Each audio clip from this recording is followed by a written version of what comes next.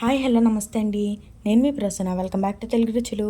ఇవాల్టి మన ఛానల్లో రెసిపీ వచ్చేసి నోటికి పుల్ల పుల్లగా కారం కారంగా తగులుతూ ఎంతో టేస్టీగా ఉండే మామిడికాయ పప్పు. ఈ మామిడికాయ పప్పు రుచి అయితే చాలా బాగుంటుందండి. దీని ప్రిపరేషన్ కూడా చాలా సింపుల్గా అయిపోతుంది. సో ఇంకా లేట్ చేయకుండా యమ్మీ యమ్మీ మామిడికాయ పప్పుని ఎలా ప్రిపేర్ చేసుకోవాలో చూసేద్దాం. ముందుగా మనం కందిపప్పును నానబెట్టుకోవాలండి. ఇక్కడ చూపిస్తున్న కప్తో 1.5 కప్ కందిపప్పును తీసుకున్నాను. నేనైతే ఎర్ర కందిపప్పును తీసుకున్నానండి. మీరు నార్మల్ కందిపప్పును కూడా యూస్ చేసుకోవచ్చు. దీన్ని 2 లేదా 3 సార్లు వాటర్తో శుభ్రంగా కడిగి నీళ్ళను వేసి గంటన్నర పాటు నానబెట్టుకోవాలి. పప్పు నానేలోపు నేను ఇక్కడ పప్పులోకి కావాల్సినవి కట్ చేసుకుంటున్నానండి. నేను ఇక్కడ మీడియం సైజులో ఉండే ఒక మామిడికాయను తీసుకున్నాను. మీరు తినే పులుపుని బట్టి మామిడికాయను తీసుకోండి. దీనిలోకి ఒక చిన్న ఉల్లిపాయ చీరికలు, 3 పచ్చిమిర్చి చీరికలను తీసుకోండి. పప్పు మొత్తం ఇలా బాగా నానిన తర్వాత ఇప్పుడు దీనిలోకి కట్ చేసిన ఉల్లిపాయ, పచ్చిమిర్చి, మామిడికాయ ముక్కలను వేసుకోండి. దీనిలోనే చిటికెడు పసుపును కూడా యాడ్ చేసి స్టవ్ ఆన్ చేసి ఫ్లేమ్ని లో ఫ్లేమ్లో పెట్టి దీని మీద మూత పెట్టి బాగా ఉడికించుకోవాలి.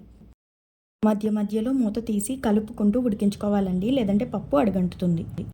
ఇలా వీడియోలో చూపిస్తున్న విధంగా పప్పు, మామిడికాయ ముక్కలు బాగా ఉడికిన తర్వాత పప్పు గుత్తితో కానీ మ్యాషర్తో కానీ బాగా మెదుపుకోవాలి. ఇలా పప్పు బాగా మెదుపుకున్న తర్వాత దీనిలోకి కొన్ని వాటర్ని యాడ్ చేసి తిరిగి మళ్ళీ స్టవ్ ఆన్ చేసి దీనిలోకి మీ రుచికి సరిపడా సాల్ట్ని వేసుకోండి. ఈ సాల్ట్ ఒకవేళ మీరు ముందు వేసినట్టయితే పప్పు అస్సలా ఉడకదనమాట. దీనిలోకి 1/2 టేబుల్ స్పూన్ కారంని కూడా యాడ్ చేసి దీన్ని మొత్తాన్ని కూడా బాగా కలుపుకొని మూత పెట్టి ఒక 5 నిమిషాల పాటు బాగా ఉడికించుకోవాలి. 5 నిమిషాల తర్వాత పప్పు మనకి పర్ఫెక్ట్గా రెడీ అవ్వి కరెక్ట్ కన్సిస్టెన్సీలో ఉంటుంది. ఇప్పుడు మనం ఈ పప్పులోకి పోపును పెట్టుకోవడానికి స్టవ్ మీద ఒక గిన్నెని పెట్టుకొని 4 టేబుల్ స్పూన్ల ఆయిల్ని వేసి హీట్ అయిన తర్వాత 3 లేదా 4 వెల్లుల్లిని ఇలా దంచి వేసుకుని 1 నిమిషం పాటు వేయించుకోండి. ఇప్పుడు దీనిలోకి 1 టేబుల్ స్పూన్ జీలకర్ర, 1 టేబుల్ స్పూన్ ఆవాలు, 2 లేదా 3 ఎండుమిర్చిని ఇలా కట్ చేసి వేసుకోండి. దీనిలోనే కొంచెం కరివేపాకును కూడా వేసుకుని ఈ పోపుని బాగా వేయించుకోండి. మనం వండే పప్పుకి కానీ పప్పుచారుకి కానీ మంచి రుచి రావాలంటే మనం పెట్టే పోపులోనే ఉంటుందండి. ఇలా పోపు బాగా వేగిన తర్వాత ఇప్పుడు దీనిలోకి మనం ముందుగా ఉడికించి పక్కన పెట్టుకున్న పప్పును యాడ్ చేసి ఒకసారి బాగా మిక్స్ చేసుకోండి.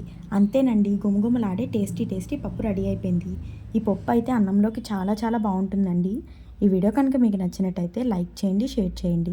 మరిన్ని మంచి రెసిపీల కోసం మన తెలుగు రుచులు యూట్యూబ్ ఛానల్ని సబ్స్క్రైబ్ చేసుకోండి. అలానే ఈ రెసిపీని మీరు కూడా ట్రై చేసి ఎలా వచ్చిందో కామెంట్ బాక్స్లో కామెంట్ చేసేయండి.